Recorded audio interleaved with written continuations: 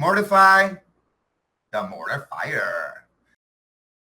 Yeah, today I wanted to discuss the foolish and absurd beliefs that many MGTOWs like Bernard Chapin, Heartburn, and Howard Dare hold to the conservative party, and their politics being any better for men than their liberal counterparts.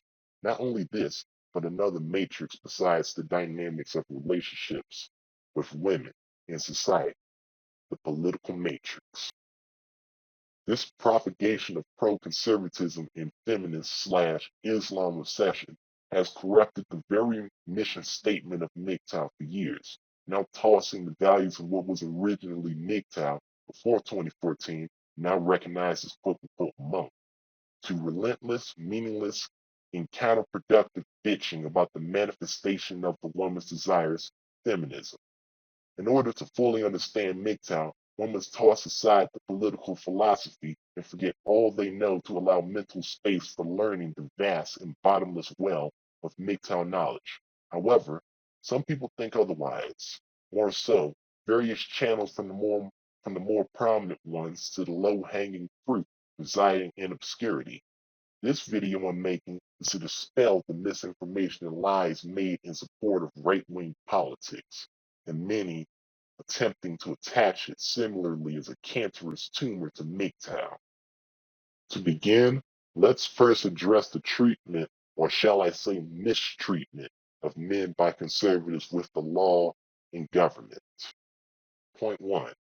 Conservatives are not interested in restoring male authority in the household and fairness within family law court. How many of you knew Governor Rick Scott of Florida shut down a bill that would have changed alimony and the time spent with children to be more fair towards men? Back in April 2016, Rick Scott vetoed a bill for alimony that would have dramatically helped fathers screwed over by the courts. Not only did he veto his bill, but he also sided with the National Organization for Women and used the excuse of quote unquote potential harm to children as a justification to do such thing. This was a necessary bill that could have helped out millions of fathers in Florida, as Florida courts have become infamous for how ruthless they have been when it has come to child support. The fact that the Republicans have been running this state since at least 2011 further proves my point. Point 2. The very man that so many males in this space are sycophantic for, Donald Trump, has done a variety of anti-male actions. Number 1, he doubled down on his belief that 5 men of the Central Park Five should have been executed. These 5 males were wrongfully convicted back in 1989 and were later proven to be innocent as the actual rapist testified, came clean, and his DNA matched the report on that day. But that didn't stop Trump. Like the vagina groveling white knight he is, he spent money having advertisements in 4 big newspapers go around New York City suggesting and advocating for the death penalty to be reinstated. Number 2, how many of you knew he admitted to paying women more than men for doing comparable or the same jobs? Back during his 2016 campaign, he doubled down trying to assert how much he cared for women and spilled the beans admitting he paid women more than men for the same work. Number 3, Trump signed 2 bills promoting employment for women in the STEM fields. Sounds familiar? And entrepreneurship. This is anti-male because it's more affirmative action. Legalize discrimination against men for job opportunities in order for women to get more jobs. This also means more assets will be allocated to female businesses, as businesses made by males will receive zero support and a metaphorical middle finger. He even sounded like a feminist saying, "Today I'm signing 2 bills that promote women entering and leading the STEM fields: science, technology, engineering, and math. Currently, only 1 in 4 women who gets a STEM degree is working in a STEM job, which is not fair, and it's not even smart for the people that aren't taking advantage of it." At this point, I think any MGTOW supporting this huge, flaming, gynocentric bastard needs to be questioned and called out to oblivion. This means more men will be legally discriminated against, and more boys will suffer losses in programs to give to the girls. What's so ironic about this is that these alt-righters would never support Barack Obama or any Democrat for doing this.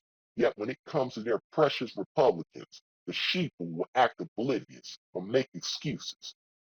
This will be immediately dragged underneath the rug, quickly to be forgotten into the depths of internet history. Gotta love that hypocrisy. Just like the fucking liberals. When you look at the history of the Conservative Party, you will see it's nothing more than sick and callous laws made to destroy men. Back on January 1st, 1970, the first no-fault divorce law was passed in California by Governor Ronald Reagan, soon to be the next president. This law created the reality of men being separated from their children, and the woman tossing the man in marriage out like a stinking bag of trash, and winning amazing cash and prizes in the form of alimony and child support. Oh, wait, we could also forget that fat lump sum of divorce money, as well as the house and the car. Conservatives actually have done worse to screw men over than the Democrat Party. The very same pro-Reagan American dad type, nuclear family, Bible-thumping narcissists, traditionalists, will gloss over this observable reality in history and just cry and bemoan, but the Marxists, he's breaking and separating the genders. It's the leftists. Another hilarious hypocrisy of the delusional Bernard Schaefer types coming in around this community, giving misinformation to all the clueless males of exceptional youth, trying to gain more foot soldiers for their retarded, fruitless, and perpetual war of bickering and arguing with their leftist counterparts like an old married couple having a lover's quarrel. It's highly comical observing these pathetic narcs of typically Generation X expend their energy having the same bland of regurgitated arguments with their opposition they in actuality share so much in common with, and espouse values like individualism and meritocracy that they don't fully believe in. But I digress. When you think of the words quote unquote anti-establishment, what do you think of? Let me tell you what I think of. Not financed in any way by corporations, groups, businesses, or people from what would be the establishment, not being controlled or working with anybody from the establishment, not being supported by the establishment, and being on friendly terms. Now, we can't say Donald Trump during his 2016 campaign qualified for either one of those sentences, as he had several executives, founders, and owners of different trust groups, hedge funds, and other different types of corporations. He had two men that used to work for Goldman Sachs, for crying out loud. Yeah, retarded alt-writers and many MGTOW will quietly ignore the fact that former Goldman Sachs chairman Steve Mnuchin joined his campaign as finance chairman. Connect the dots. And that Steve Bannon from Breitbart joined his campaign as well. Ever wonder why Breitbart was so excited and eager to give fellatio to Trump and his band of half-witted sycophants? Because Steve Bannon forced his writers to type positively about Trump. Not only that, but he had final say on the articles before they even published and made sure every last one couldn't even criticize Trump. This was reported in Vanity Fair, yet not a single alt-right media outlet covered this shit. Perhaps they were too paid to shield, just like Breitbart writers were paid to shield by Bannon, a guy who became wealthy working for Goldman Sachs and now owns a stake in the sitcom show Seinfeld.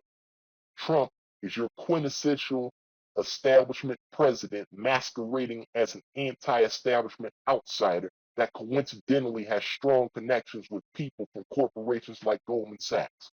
Knowing most conservatives, they're probably eating this bullshit up right now.